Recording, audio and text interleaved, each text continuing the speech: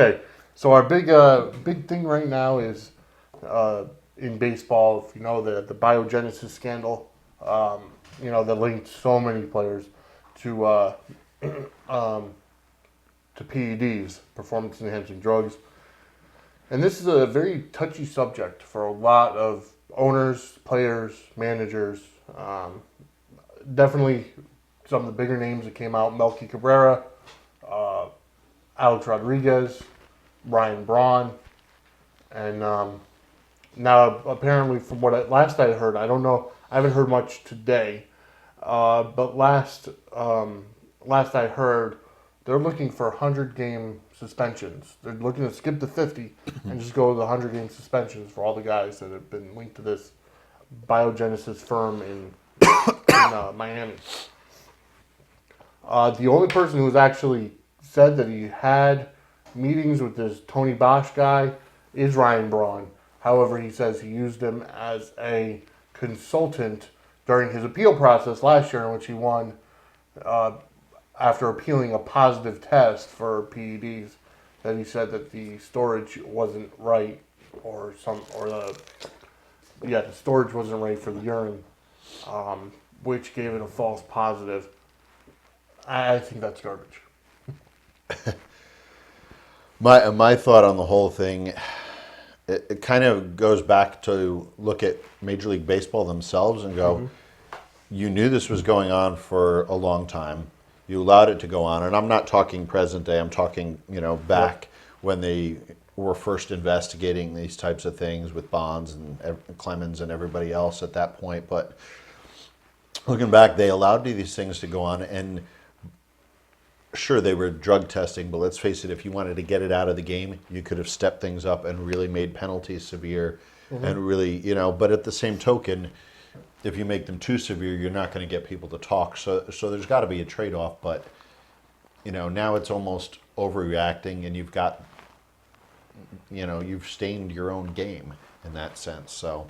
Well, I mean, Jose Canseco, who obviously has come out and said that he took steroids for the majority of his career, the owners knew about it. The owners knew about it in their clubhouses, and they didn't care because home runs brought in money. It brought in people in the seats. Yep. So when you have the Bash brothers, so McGuire and Canseco back to back in Oakland, McGuire has said that he didn't, or he was taking Andro or whatever it is.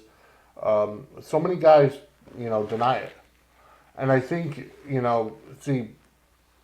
What happened is now, if I mean, we went over it.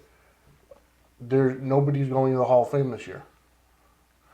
Because everybody from that steroid era got snubbed. Do I think it's fair? No.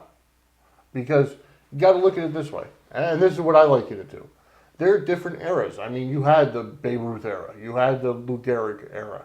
You had the war era where they had the girls playing. You had you had all these eras coming up. The Pete Rose era. Yes, he got banned for gambling on his own team. I think he's done his time. I think he's done his penance. I think he should be able to go into the Hall of Fame. He deserves it.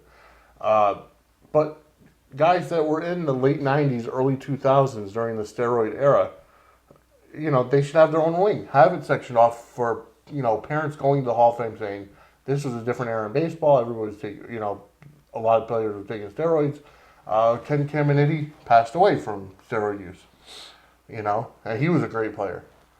I think you bring up some great points there, Vin. The Pete Rose point is one that I was going to mention, so I'm glad you brought that up because, let's face it, he wasn't the only person gambling. I know that supposedly it's because gambling on his own team that made it such a criminal offense and why he's, banned for life. Was he the only one? I mean, is he the only one who got caught, or is he the only one that they really pursued to the nth degree to find out that that's what was going on?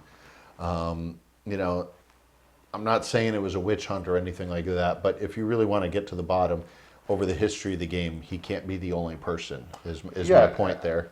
And it was because of Pete Rose. Now in every clubhouse, in majors and minors, there's a sign that says no gambling. And, that's what happened.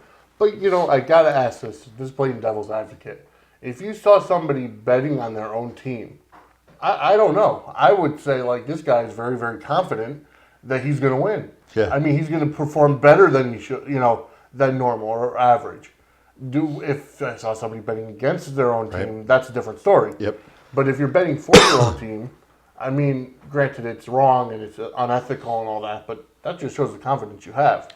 Well, and for Pete Rose to be made into a pariah, whereas these players, I hate to disagree with you, but I'm going to, as far as going into the Hall of Fame with an asterisk or in their own wing or in a different era, I disagree with it because if it's against the rules and you're cheating them, if it's not against the rules, and I think baseball needs to be completely clear, and I know they've addressed this to a degree, but then why are they still doing it? So they've obviously left enough gray space there, either in their enforcement process or their, the way they go about researching these things or clarifying. And I know it's tough to keep up. I know that there's continually new products coming out.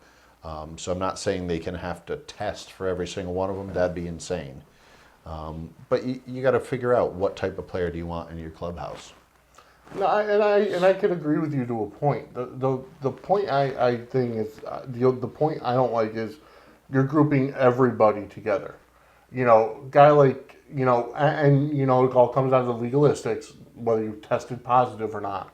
Of course it comes down to that. But a guy like Jeff Bagwell, a guy like Mike Piazza, who played their game, never had their names linked with steroids or scandals or whatever. Why not put them in the Hall of Fame?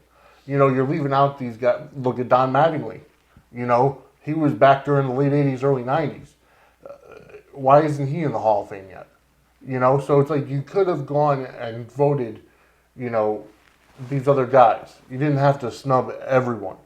I mean, if you're going to snub Roger Clemens, Barry Bonds, Right. Ken Caminiti, guys like that had, great careers, albeit, testing positive, cheating, having their names with scandals. Don't put them in. Fine. You want to hold a grudge against them? Go right ahead. Be my guest.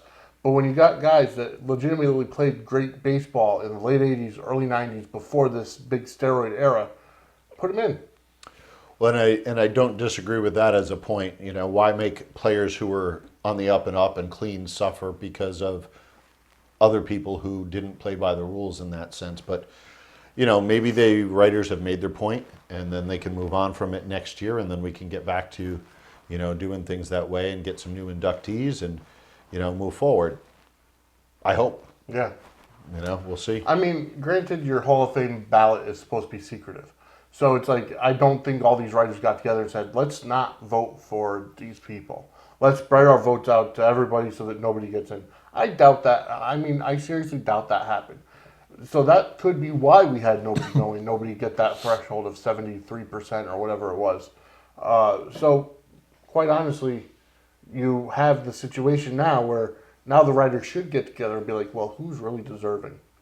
Craig Biggio, Jeff Bagwell, Mike Piazza, Don Mattingly, Frank Thomas. The list goes on and on. And, it's like Frank Thomas still isn't in the Hall of Fame yet. Fred McGriff, I don't think he's in the Hall of Fame either. I don't believe so, no. Greg Maddux, is he eligible yet? I'm not sure if he's eligible yet. But still, you got, and you're going to have more players coming up next year on the eligibility list that, should get consideration to go into the Hall of Fame. Definitely.